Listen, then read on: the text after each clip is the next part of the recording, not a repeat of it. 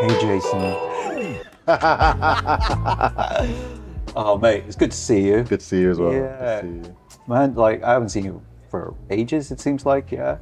You're busy, you Yeah. know, business. Exactly. And not people business. Exactly. It's all about the grind, mate. It's all about the grind. Yeah. Yeah. So we're here, like, today. This place is called Harry's Bar and Kitchen, That's right, yeah. and In the lovely Horwood House. the lovely Horwood House. It Yeah. is very, very nice in here, mate. I've got to say, like, It's my local, pretty much. yeah, I'm looking forward to tasting this food, man. Like, this is, I think I've been here once before, but this was, or a couple of times before, but I think they've refurbed it recently. So Massively. I mean, it's a total transformation yeah, to what it was years ago. Yeah. I mean, this wasn't even here. Yeah. So this space and some of the other spaces that they've got here, just, it's great for entertaining, great for bringing people. yeah, It's a nice kind of social space. Yeah. Feels airy and nice. So yeah, definitely. it's good. So I bring all sorts of people here. Like if my family are visiting, we come here. So yeah, what kind of thing are you thinking about getting today to eat and stuff like that? What do you fancy? I keep it simple. Maybe pasta, something like that. Some pasta. Yeah. I'm either gonna go with like a steak, or if they've got some sort of pork thing, I'll be on that. The pork chop. Yeah, I would love a pork chop. I hope they They have do. something. They do a pork chop. Oh, look, we've got some tea. Hey. Absolutely. Hello. Hello, it is yours. I can assist. Please, yeah, please pop it in the middle there. How's it going? Oh, not bad. Very good today. Yeah. Good. Away from the bit of weather, a bit windy, expected to be much more, a bit sunny, because when hell get out, yeah. It's never guaranteed. We're in the UK. Yeah. So you're right, yeah, absolutely nothing guaranteed. Yeah. Coffee, Uh, which we prefer. I'm having tea. Yeah. yeah, tea? you're having Yeah, a I'm tea, having right? tea. I'm having a coffee, yeah. For me. Thank you very much. Very nice. Anything Thank else you for so me, much. please? Look, I got this stuff as well. Oh, nice. Thank you. Yeah. Result. I just love these cute cups She's here. got one. She's got Oh, one. thank you. Thank you. Thank you very much. Appreciate it. It's cute. Look at these. Hey, I'm Vintage liking. looking. Yeah. Cakes are a weakness. Is it? Yeah. Well, you know I bake, right? Are you serious? Yeah. No, Yeah, I didn't know I that. learned how to bake from when I was about 8 when I first started baking. By the time I was 12, I could do everything. What Yeah. kind of stuff do you bake then? Triple chocolate cake. I do like rum cake, Jamaican rum cake. Can do that. Thank you very much, Jace. Where is my cake, man? Like, you I should. haven't done one today. You have to plan for the rum cake, you know. You can't is just make one of those. How long does we that have take to make then? It doesn't take long to make. It's just the fact that you have to steep the fruit. So your fruit should be sitting in rum for quite a while. You want the raisins and sultanas to kind of swell back up to the size of the grape. I'm looking forward to it when you finally invite me around for the rum cake. If you go on my Instagram, you can see pictures of rum cake. You know? You're joking? Serious? Yes, yeah. I even show me making it on Instagram. It's on there. How come I've never seen that? I don't know. Oh man, It's there. I've known you for ages. It's historical. It's right there. How is it? Oh. So how's things anyway, man? Like, what you All been up to? good. It's been busy. I mean, it's. I think the year has been pretty busy anyway. Yeah.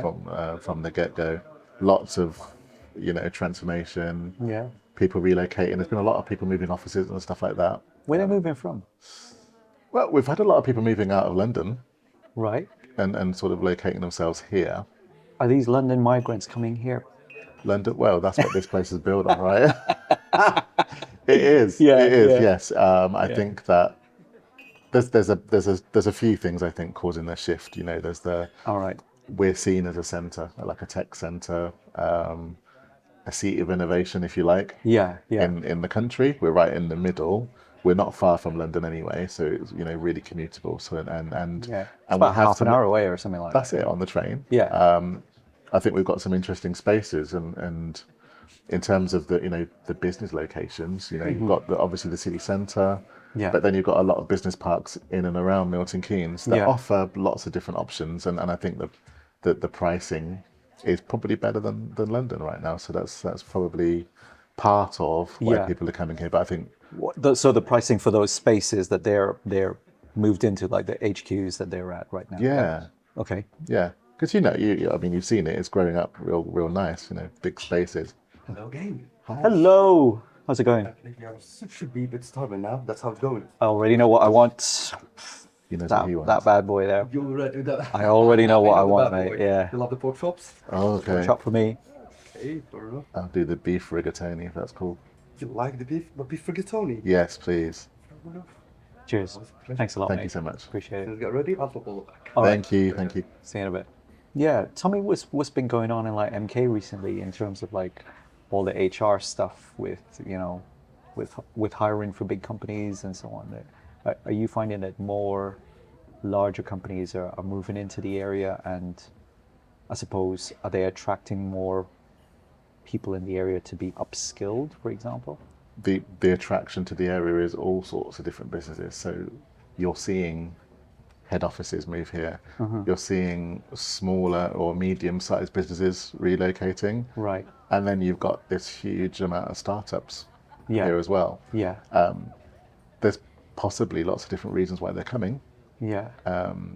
The skills aspect that you mentioned, Yeah. that's definitely one of them. In terms of the population and the skills that are here, it's also really diverse. Yeah. And yeah. that's going to be very attractive to any business. Yeah. You know, if you can get the full gambit of skills in one place Yeah.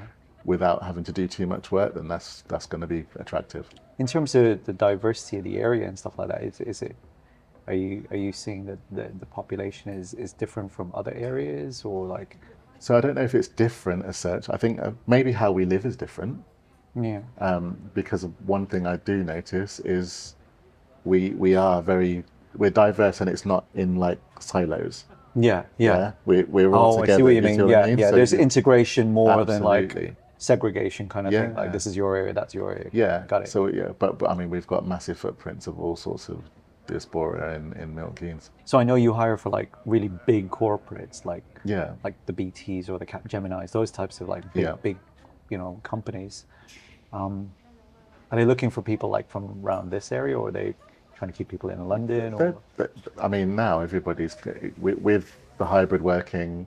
yeah, You can live anywhere, Right. and work for, particularly those type of HQs where they've got head offices dotted around the country. Yeah. So it doesn't really matter where you are. Yeah. And there's still a lot of people that are working remotely completely as well, particularly within sort of tech, those sort of areas where Yeah. you don't necessarily have to be in an office. Yeah, So, yeah. yeah. Do you find more of the younger generation, though, they want to work from home, or? No, I think so. Interestingly, they do want to work, they do want to go to work, and they want, but they want really good spaces. They want spaces that are fit for purpose. Yeah. So they're more fussy around that, and they also are very big on culture. All right. That's the type of questions they're going to ask you when you're recruiting like graduate level or apprentices. They want to know about what's it like to work here, what's the culture, what am I allowed to do. Yeah. You think of like careers pages. When you and I were youngsters and Yeah. sort of going for our first job, there was just a job page with a list of jobs, and that was it. Yeah. Now you have full on careers pages with videos and different people that you can interact with, and loads of stuff about this is our manifesto. We never used to have any What's of a that. manifesto, man? Like for a company, that's something else. I think the first thing is it's a digital place now. Right. So to find, our day was, I think most of the jobs were in paper still. Oh yeah. Yeah. The jobs classified. Yeah. Ad section. Yeah. I remember. But now that, it's all online. Yeah. There are job boards. There, Yeah. LinkedIn has a job page. You can search for a specific job title, and that's probably where people start. Right.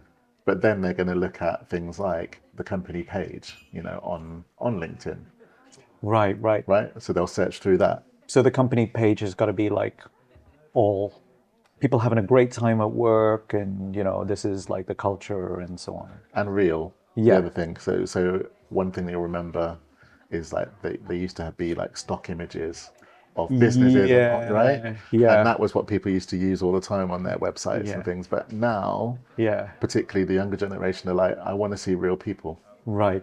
I want to really see who works there. So not the stock of like, and you and I know this Models. because models, but also like people of color, or various situations like disabled people and that kind of thing. Yeah. Well, what's going on with REAS? What's new? With video content and production work, we've started to undertake like lots of large scale projects mostly for like standards organizations, basically. Okay. Particularly one that we're working on right now is very big. It's like 120 videos or 20-ish, and they're in 12 different languages. We're starting to do a little bit more kind of high-end stuff as well, because we've made some big investments with the kind of equipment that we're using. Right? So you can probably see around you today, like everything here is just first class, right? We've got Sony Netflix approved cams. We've got the fancy lenses. My guys are going to hate me because I don't actually know the names of these things now. yeah, but very, very good kit, and like lighting, which can do all sorts of fancy things. I was reliably told by my production team that it can even do things like sirens and like lightning and stuff like that. Is that right? Yeah. Yeah. Oh, Yeah. so the next step will be to get into film, right? Maybe, yeah. We don't. Adverts. But yeah. I think like commercials and that kind of thing. We can definitely start doing now. Because of that, and because of the reasons that we're making the content, it lends itself nicely to the world of social media. So we are able to run campaigns for people, whether those are organic-led campaigns of like, trying to push things out to disseminate the information to the wider public, and to target specific audiences with the messaging that our clients wish to, push. Particularly where the shift is. Are people also aware of inclusivity and being more inclusive in their approaches? I think for commercial reasons, they have to be now, right? And it's a good thing that that's happening, because nobody's going to do it most businesses won't just do it because they think, I'm going to be altruistic and I'm going to go do it because it's the right message, etc., etc. They're being pulled into that direction because it is where the market is, right? Even just take, for example, the US population. That whole population segment, which is has predominantly been a white majority over the last few years, well, since the US began, is gradually shifting to be more Black and Hispanic and, from other regions as well. And that's going to become the norm. So you can kind of see where the writing is on the wall in terms of even like the presidential elections and stuff that's Sure. going on. Yeah. So, yeah. And what about so global influences? Because even within my world, we're having to figure out how to navigate and speak to people from different countries, and particularly where you've got clients with offices in different countries. How's that working? So I don't know if you know, but we've set up this new business now. It's called GuyanaBusiness.com. Yeah. Right. And our job is to connect the rest of the world to businesses in Guyana to invest, partner, and do projects out there. But potentially the market might even be over here or somewhere else around the world, right? The problem, though, with Guyana, it's got a small population size and a big land mass, and the skill set of the population, it's just a small population size. In the UK, I can't remember, we got 60-something million people or something like that. They have not even got 1 million people there. Yeah. Right. So it's just natural that you're not going to find that many people available, as a business at your disposal to be able to do the kind of high-tech type of industries that are now gravitating over there. So we've obviously got oil and gas, which is what has been driving that economy recently. But that money is filtering into all the other industry sectors like transport, construction, logistics, agriculture, you name it.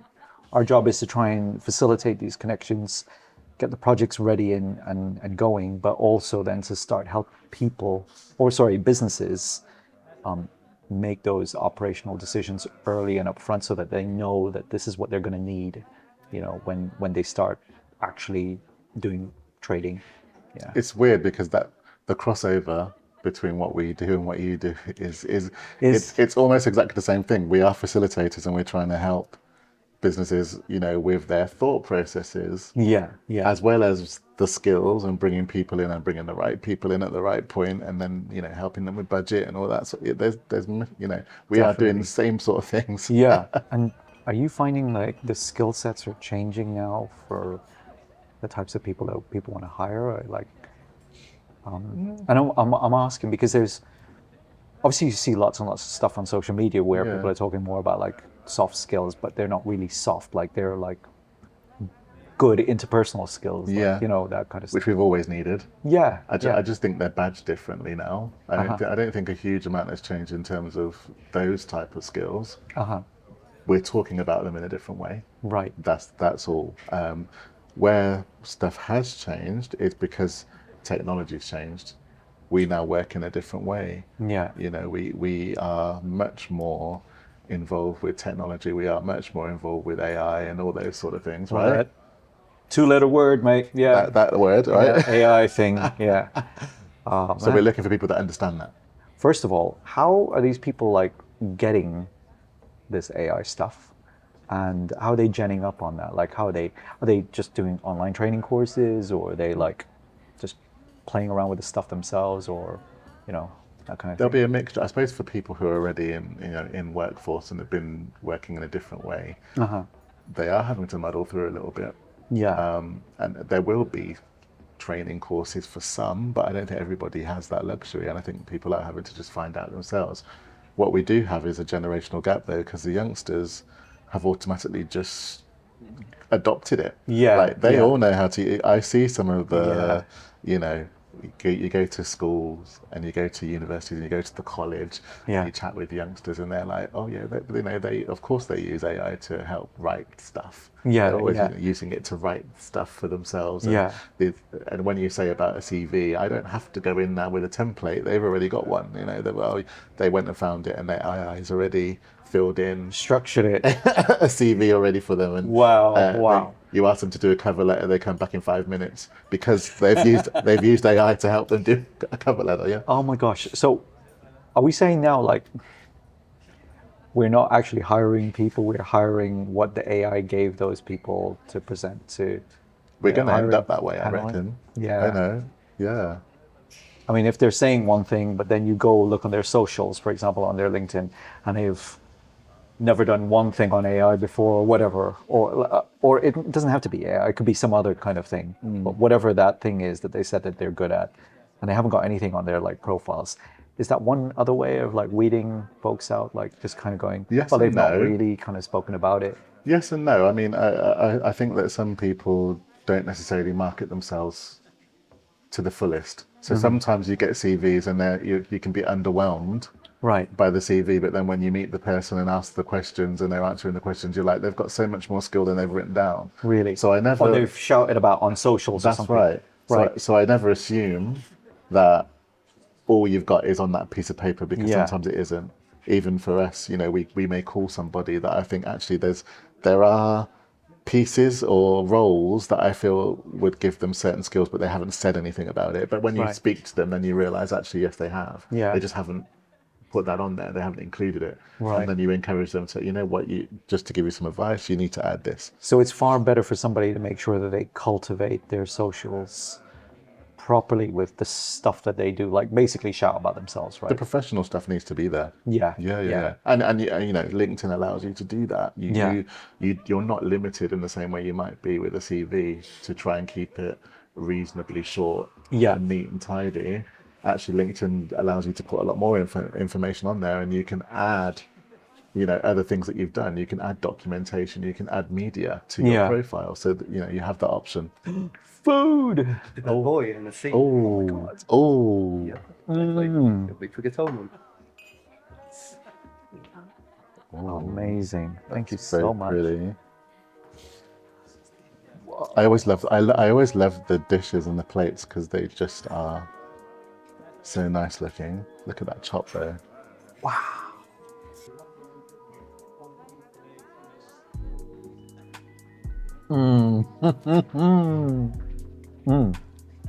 This is the one.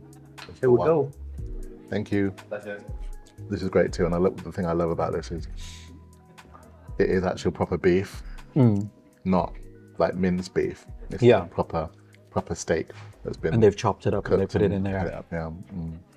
You can tell like by the quality of the way how, you know, a dish is served and is created. Because you go like most other places, they're probably It would have been minced beef, and it would have been like not much of it, to be fair. yeah, yeah. So this is a good And portion. the portion size is good. So, Jace, you've been in the game long enough. Have you seen any good and bad examples of people using video content for like their businesses? I mean, yeah, you're seeing more.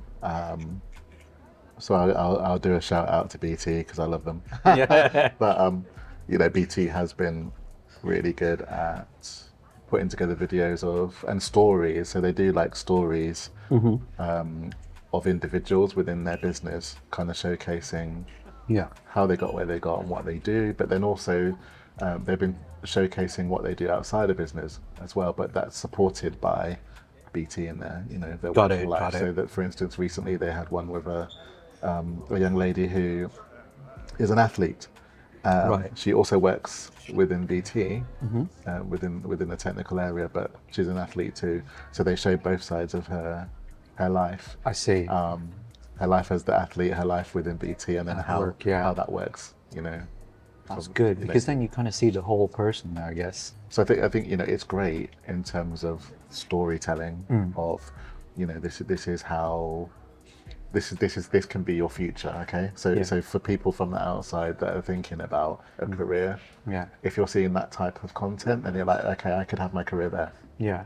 And that's really important. It's when they overdo it. Like there's a line, isn't there? Like Yeah. Yeah. I know exactly what you mean. Sometimes it's kind of like this. And you know, when it's fake stuff, I don't like it. I don't like it when they're overdoing it and it's just not real. Yeah. That's kind of, and that's the thing that particularly the youngsters can see right through straight away. They're not interested in fake stuff. So when it comes to like websites and stuff, do people advertise on their website the jobs, or do they tend to like not keep it on there? Because I used to work at a corporate before, and honest to God, the biggest search query for the whole site was the name of the company and jobs. I think more people are taking ownership of, you know, let's be quite clear about what our careers are. I think I mentioned before about people are aware that, you know, you have to invest on the narrative of your business and the stories that you tell, right? There's an element of storytelling now with careers pages as well, because they're not what they used to be. It's not just a list of jobs and that's it. You've got an introduction. Sometimes you have a message from the chief exec. You've then got stuff around their values and, you know, and stuff around their performance. Then you've got stuff around their jobs, but it's not just about the jobs. It talks about the department and the team, and, you know, there's lots of information in there. On some, you even have little buttons where you can press it and there's somebody that's talking from that department. What? Yeah. That's good. Sure. So you suddenly get, it feels a bit more real. You also know it's a genuine role. Because you've got, you know, it's a bit more interactive, and that's, people want as much information as they can before they even press the button to apply. They will digest all of that stuff before they get to the bottom and click apply. Got it. And I think people are investing a lot more time on, now we have marketing teams that are specifically just for recruitment. You know, they are talent marketing teams. I keep reading loads and loads of stuff online about like the average tenure is going to be like 2-3 years. That's not really like a career. That's a job for 2-3 years. I would say that people are a bit more flexible now, and they're also a bit more realistic. Yeah. Gone are the days when it was like, you can get this job in this particular organisation and you're going to be there forever. Job for life. And all you do is climb the ladder. People are a bit more realistic and also, I think, less patient. People aren't going to wait for the progression. If they can get it somewhere else, they'll take it. So we started building out all of our like HR ops tools to manage. It initially started with things like managing time off Right. Because obviously we've got contractors as well as people on PAYEs. Yeah. And yeah, of course we don't say to contractors it's time off, right? I mean, it's their own personal time. Yeah. But we still need to know from a resource planning perspective as to whether or not somebody's going to be available on a day or not, etc. So that's super helpful for us. But we also wanted to track both sets at the same time and make sure that we could kind of keep that information all in one place and at our fingertips as well. So we built our own tracker for that. That for us was the most cost-effective way of starting to run our business, but it also gave us the grounding that we could do it just on the things that we wanted to track, not a whole bunch of things that we just really didn't need. Is that something that you want to potentially offer to your customers then? I think it's useful for anybody really, because it's from our perspective now it's easy to create because we literally just have to clone it for somebody else's org. Right. And regardless of whether it's a 5-person to a 50-person to a 500-person organization, the same kind of methodology will still apply. You want to be able to just keep things at your fingertips, but also be able to quickly update it. Mm-hmm. The fact that it's with Google Workspace as well makes it really exciting for us and unique because we're able to also apply AI at a certain level to anything that we're doing now within the confines of that application. Mm-hmm. So when it comes to like looking at a database and saying, okay, tell me who's most suitable for XYZ. It's got all the data there, right? That's really powerful. That's like, I don't think you can even go to a specific person right now and just ask them that question, but you can with this tool. So there's some really phenomenal changes that technology is allowing now, which was not previously possible. We've got literally a CRM that we built within the space of less than a month, which tracks projects, the value of the project, the cost implication of the project, how much we are going to make out of the project, where the projects are located, who are the players in the project, our conversations that we're having with the individuals, and then seeing the engagement levels that we're having, and then figuring out whether that's a solid proposition or not, depending on the amount of engagement we're having with the people who are related to that project. It's amazing. And even saying all of that took me a fucking while to explain, but that complication in something that was developed so quickly for a business of our size, I would have chewed somebody's right arm off or something like that years ago. Now we've got that in-house knowledge and technical capability. I'm so impressed by my team, but I'm also super excited about what we're going to be able to do with this, because it is something that I think is needed. And it gives us that edge that nobody else has, that point of differentiation where we use the tech and processes to figure out how we're going to make sure people are satisfied. Massively. Jace, man, look at these plates. Empty. Look at this bone. Gone. Piranha'd. Right. I've had a wonderful meal, mate. Thank you very much for coming along and just having a good chat about like everything that's going on in MK, Buckinghamshire, and the whole HR thing. So yeah, man, thank you. Where are we going next? We'll find out soon. Absolutely. keep watching.